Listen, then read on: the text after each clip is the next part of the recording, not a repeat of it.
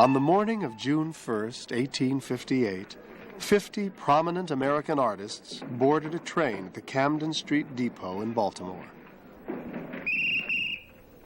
They were guests of the Baltimore and Ohio Railroad, the proud owner of what few had thought possible, a rail line over the Allegheny Mountains.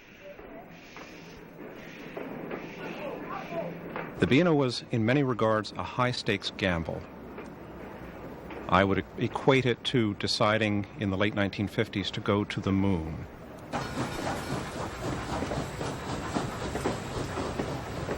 Now the B&O wanted to call attention to its achievement by sending artists on an excursion.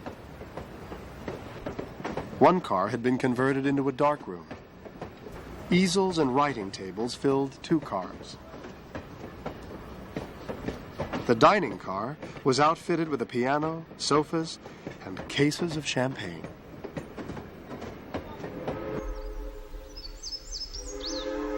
Officials encouraged the artists to stop the train any time so they could paint or photograph whatever impressed them.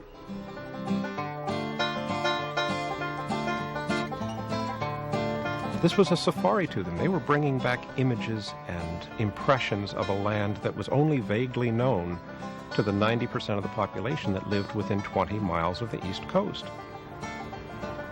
What they came back with were a series of photographs and sketches, paintings, drawings that showed the wilderness being opened by the railroad.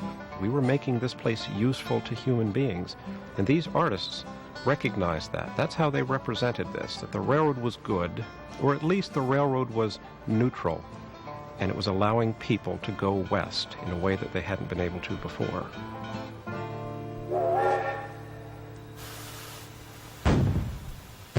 "380 miles from Baltimore, the train pulled to a stop at Wheeling, where the artists were greeted with cannon fire and taken on a tour of the town.